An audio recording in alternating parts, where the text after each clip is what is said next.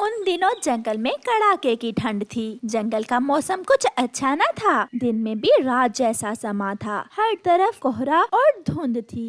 कौवे अपने घर में बैठे हुए थे। गोरी कौवी अपने पति से कहती है, कालू जी, जग्गू कई दिनों से जिद कर रहा है बर्फीले पहाड़ देखने की। किसी दिन जग्गू को बर्फ वाले पहाड़ों की सैर ही करवा लाओ। मेरा धंधा भी बंद है। कोहरे के कारण कोई भी यात्री नहीं आ रहा। मैं आज भी अपना ऑटो लिए सुबह से फारग ही बैठा रहा हूँ। पापा, फिर तो आपके पास टाइम भी है। प्लीज हमें ले जाएं। हमें बर्फीले पहाड़ों की चोटी दिखाने ले जाएं।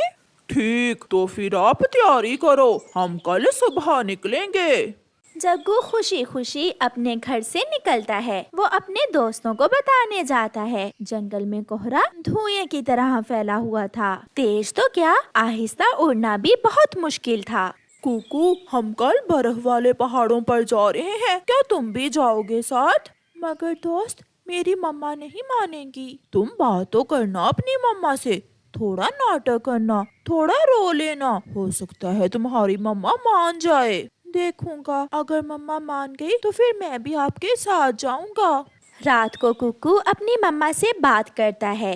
मम्मा, प्लीज मेरी एक बात मान ले। बताओ बेटा, क्या बात है? मामा, जग्गू अपने पापा के साथ बर्फ वाले पहाड़ देखने जा रहा है। मैं भी उनके साथ चला जाऊं? नहीं बेटा, ऐसे मौसम में कहीं भी आने जाने से परहेज करते हैं। टीवी पर हर समय यही खबर चल रही है। फिर कुकू की मम्मा टीवी ऑन करती है। जंगल के तमाम पक्षियों को बताया जाता है कि जंगल में हर तरफ कोहरा है, लिहाजा ऐसे मौसम में गैर जरूरी सफर से परहेज करें। शुक्रिया। सुन लिया बेटा आपने अपने कानों से। ऐसे मौसम में गैर जरूरी सफर से बचते हैं। ठीक है मम्मा, जैसी आपकी इच्छा। फिर दूसरे दिन कालू कौवा, उसकी पत्नी गोरी कौवी और उनका बेटा बर्फीले पहाड़ देखने की यात्रा पर जाने के लिए तैयार थे। चिड़िया उनके घर आती है। गोरी, टीवी पर खबर चल रही है कि इन दिनों किसी भी सफर पर ना जाएं, और मुझे कुकू ने बताया है कि आप बर्फ वाले पहाड़ों पर जा रहे हैं। चिड़िया, कुछ नहीं होता, मेरा जग्गू जिद कर रहा था। आंटी चिड़िया, आप जाएं यहाँ से। पापा आ गए तो आप उनसे कोई बात ना करना। बेटा, मैं तो आपको सावधान करने आई थी। कर दिया तो अब जाओ, हमें अपने अच्छे बुरे का पता है। चिड़िया चुप करके चली जाती है। चाचा जी, 300 का पेट्रोल डाल दें। कालू, टैंकी फुल करवा कर कहाँ जा रहे हो? चाचा जी, हम सब आज बर्फीले पहाड़ों पर जा रहे हैं। मगर टीवी पर चल रहा है कि इन दिनों गैर जरूरी सफर पर ना जाएं। टीवी वाले झूठ बोलते हैं, कुछ भी नहीं होता। मेरा अपना ऑटो है, हम ध्यान से चले जाएंगे। थोड़ी ही देर में कौवों का परिवार अपने ऑटो में बैठता है और घर से निकलता है। सामने से कुछ भी नजर नहीं आ रहा था। कालू कौवा अपनी पूरी आंखें खोल खोल कर सामने देखने की कोशिश कर रहा था। कुछ भी नजर नहीं आ रहा। आगे का मौसम ना जाने कैसा होगा। आगे मौसम ठीक ही होगा, तुम आहिस्ता चलाओ ऑटो। अचानक उनका ऑटो एक पेड़ से टकराता है और बहुत मुश्किल से इधर उधर होता हुआ गिरने से बच जाता है। कालू, ध्यान से चलाओ, क्या हुआ है? मुझे पता ही नहीं चला कि सामने पेड़ है। अपने जंगल से निकलकर जब कौवे बड़े रास्ते पर जाते हैं तो उन्हें एक पुलिस वाला रोक लेता है। कौवो, तुमने टीवी पर नहीं सुना कि ऐसे मौसम में घर में रहना सुरक्षित है? क्या कोई जरूरी काम है? हम बर्फ वाले पुलिस, हम बर्फ वाले पहाड़ों पर जा रहे हैं। मेरी माँ बहुत बीमार है, हम उससे मिलने जा रहे हैं। बहुत जरूरी काम है, प्लीज हमें जाने दो, हमारा जाना बहुत जरूरी है। ठीक है, अगर तुम्हारा काम इतना जरूरी ना होता तो मैं आपको यहाँ से ना गुजरने देता। फिर कौवे आगे बढ़ते हैं। देखा कालू, मैंने कैसे एक्टिंग की। वो पुलिस वाला मेरे झूठ को सच ही समझा। उस रास्ते पर कोई भी ना था, एक कालू कौवा ही जा रहा था। पापा, रास्ता खाली है, आप थोड़ा तेज चलाए ना। फिर कालू कौवा अपना ऑटो तेज करता है। एक जोर की आवाज आती है और उनका ऑटो बर्फीली चोटी से टकराता है और एक गहरी खाई में जा गिरता है। कालू, मेरा जग्गू कहाँ है? जग्गू बेटे, तुम कहाँ हो? कालू कौवे का पंख ऑटो के नीचे दबा हुआ था और गोरी के पंख पर शदीद चोट लगी थी। वो उड़ नहीं सकती थी। थोड़ी ही दूर उनका बेटा खून में लथपथ गिरा पड़ा था। मम्मा मम्मा, मेरे सर पर चोट आई है। गौरी, वो रहा हमारा बेटा। किसी तरह वहाँ जाओ, जग्गू को देखो, मेरा पंख ऑटो के नीचे दब गया है। आहिस्ता आहिस्ता सिरकती हुई रींग रींग कर गोरी कौवी जग्गू के पास जाती है। जग्गू बेटा, उठो उठो बेटा। मगर जग्गू अपना सर दूसरी तरफ गिराता है और मर जाता है। कालू मर गया, हमारा जग्गू मर गया। हमारा जग्गू हमें छोड़कर चला गया है। फिर वो दोनों पति पत्नी बहुत रोते हैं। ना ही गोरी उड़ सकती थी और ना ही कालू कौवे को ऑटो से बाहर निकाल सकती थी। गैर जरूरी सफर से बचें। अभी अभी थोड़ी देर पहले एक ऑटो बर्फीली चोटी से टकराकर गहरी खाई में गिर गया है, जिसकी खोज जारी है। मम्मा मम्मा जल्दी आए, टीवी पर खबर चल रही है कि एक ऑटो पहाड़ों से टकराकर गिर गया है। बहुत बुरा हुआ कुकू, ये ऑटो जरूर कालू कौवे का ही होगा। सरकार की तरफ से एक हेलीकॉप्टर ऑटो की खोज में निकलता है, मगर कालू का ऑटो गहरी खाई में था, जहां तक नजर जाना बहुत मुश्किल थी। गोरी की नजर हेलीकॉप्टर पर जाती है।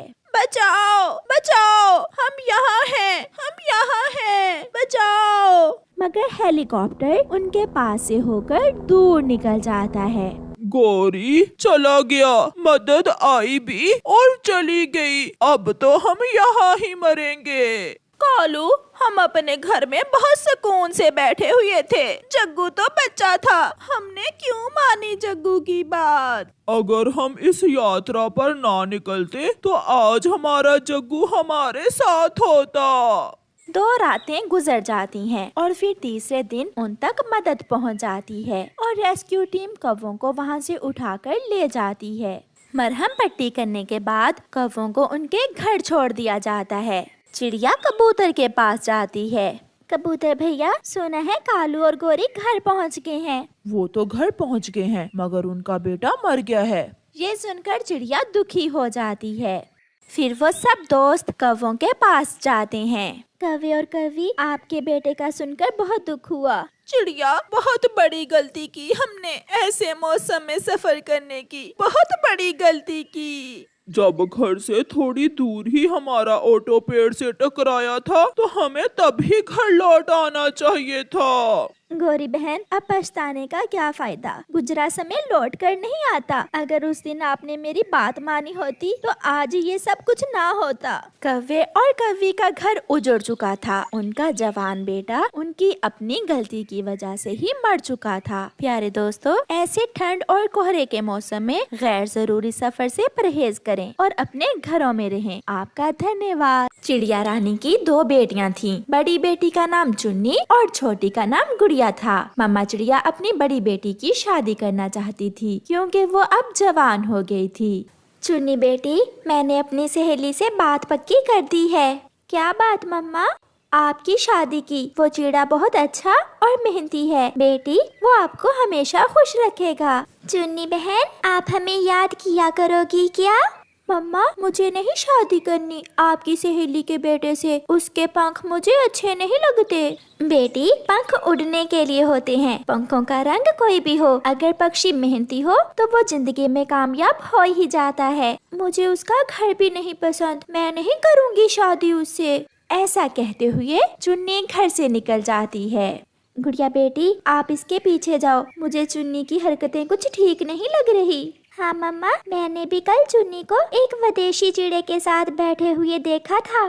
फिर गुड़िया अपनी बहन चुन्नी के पीछे जाती है। तुम अपनी माँ को साफ साफ क्यों नहीं बता देती कि तुम मुझसे शादी करना चाहती हो? मुझे डर लगता है मम्मा से, मम्मा डांटेगी। अगर ऐसे चुप रही तो तुम्हारी मम्मा तुम्हारी शादी उस बदसूरत पंखों वाले चिड़े से कर देगी। उससे तो मैं कभी शादी नहीं करूँगी। तो फिर आज ही अपनी मम्मा से बात करो। अगर तुम नहीं कर सकती तो मैं जाता हूँ, मैं बात कर लेता हूँ तुम्हारी मम्मा से। मुझे डर लगता है, आप ही कर ले मेरी मम्मा से बात। गुड़िया दूसरे पेड़ पर बैठी हुई सब सुन रही थी। वो भागी भागी अपने घर जाती है।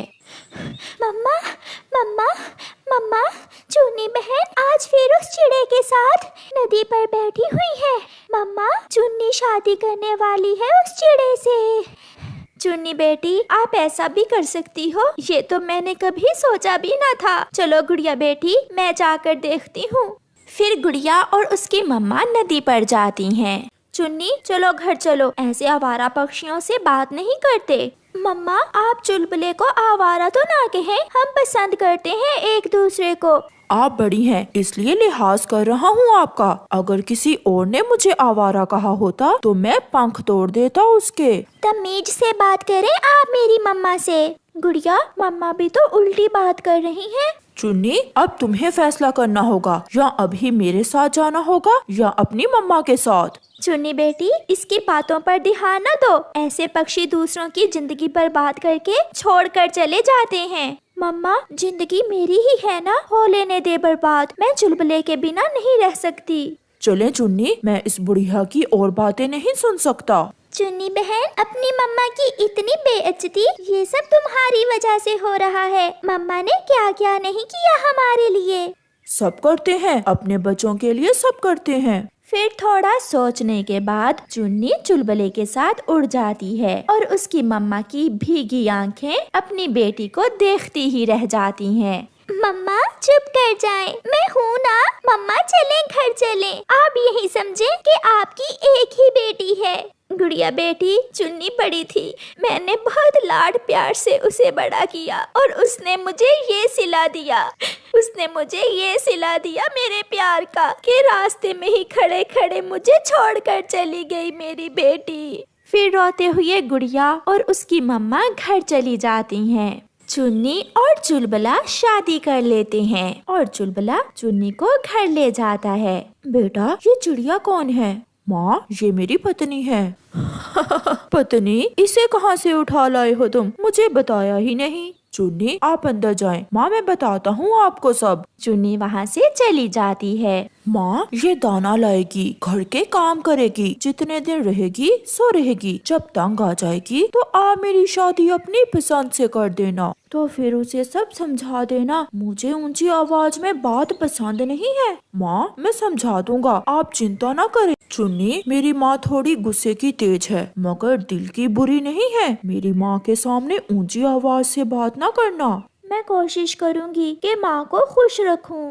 2-3 दिन गुजर जाते हैं। मम्मा, चुन्नी बहन न जाने किस हाल में होगी। मुझे फिक्र हो रही है चुन्नी की। गुड़िया बेटी, मैं जाती हूँ और देख कर आती हूँ चुन्नी को। वो तो माँ थी, संतान जो भी करे, एक माँ अपने बच्चों से नाराज कैसे हो सकती है। इसलिए मम्मा चिड़िया अपनी बेटी चुन्नी को देखने उसके घर जाती है। मम्मा, मुझे मालूम था, आप मुझे माफ कर देंगी। ऐसा कहते हुए चुन्नी अपनी मम्मा के गले लग जाती है। अरे अरे बुढ़िया, कहाँ? चलो चलो जल्दी यहाँ से जाओ, इस घर में मेरी इजाजत के बिना आना मना है। सासू माँ, ये मेरी मम्मा है। तो मैं क्या करूं? मैंने एक बार कहा ना, यहाँ से चली जाओ, वरना मेरा बेटा मार मार कर तुम्हें यहाँ से भगाएगा। मैं अपनी बेटी को देखने यहाँ आई थी। देख लिया ना, अब जाओ। और हाँ, दाना पानी नहीं मिलेगा तुम्हें जो मुंह उठा कर आ गई हो। मुझे सब मालूम है, मैं अपना घर नहीं उजाड़ूंगी। रोती हुई मम्मा चिड़िया वहाँ से चली जाती है। आपने मेरी मम्मा के साथ ठीक व्यवहार नहीं किया। क्या ठीक क्या गलत, मुझे सब मालूम है। क्या मालूम है? क्या मालूम है आपको? मैं चुप हूँ और आप बढ़ती ही जा रही हैं। वो मेरी माँ थी। इतने में चुन्नी का पति चुलबुला भी घर आ जाता है। वो कुछ सोचे बिना चुन्नी के 2-4 लगा देता है। आज तक मेरी माँ से किसी ने ऊंची आवाज में बात नहीं की, और तुम? आपने मुझे मारा? तो और क्या प्यार करूं? तुम मेरी माँ से लड़ो और मैं तुम्हें प्यार करूं। तो तुम्हारी मम्मा ने मेरी मम्मा की बेइज्जती करके घर से निकाला है। बहू रानी, वो तुम्हें मिलने नहीं बल्कि अपना पेट भरने आई थी यहाँ। छोड़े माँ इसे, जो अपनी माँ की ना बनी वो तुम्हारी कहाँ बनेगी। ये बात सुनकर चुन्नी का शरीर कांपने लग जाता है। वो घर से बाहर निकल जाती है। जो अपनी माँ की ना बनी वो तुम्हारी कहाँ बनेगी। ये आवाज चुन्नी की कानों में गूंज रही थी। वो रो रही थी। वो रोती हुई जाकर नदी के किनारे एक पेड़ पर बैठ जाती है। बहुत जल्दी की मैंने किसी को समझने में, बहुत जल्दी की। सब छोड़ दिया मैंने एक अजनबी पक्षी की खातिर, सब छोड़ दिया। घर, माँ और अपनी बहन को। मैं बहुत बुरी हूँ, बहुत बुरी हूँ मैं। ऐसा सोचकर चुन्नी नदी में छलांग लगाने ही वाली थी कि पीछे से आकर उसकी मम्मा उसे पकड़ लेती है। अगर इतने दुख दोगी तो कैसे जिंदा रहेगी आपकी मम्मा। चलो बेटी, घर चलो, गुड़िया आपका इंतजार कर रही है। मम्मा, मम्मा मैं बहुत बुरी हूँ, मुझे जीने का कोई अधिकार नहीं है। चुन्नी रोते हुए अपनी मम्मा के गले लग जाती है। अगर सुबह का भूला हुआ शाम को घर लौट आए तो उसे भूला नहीं कहते। मैं माँ हूँ आपकी, जो हुआ उसे भूल जाओ और एक नए जीवन की शुरुआत करो सच्चे रिश्तों के साथ। फिर चुन्नी रोती हुई अपनी मम्मा के साथ घर चली जाती है। प्यारे दोस्तों, इस कहानी से हमें सीख मिलती है कि माँ बाप से बढ़कर इस दुनिया में कोई रिश्ता नहीं है। इसलिए अपनी जिंदगी के अहम फैसले अपने मम्मा पापा की मर्जी से करें। आपका धन्यवाद।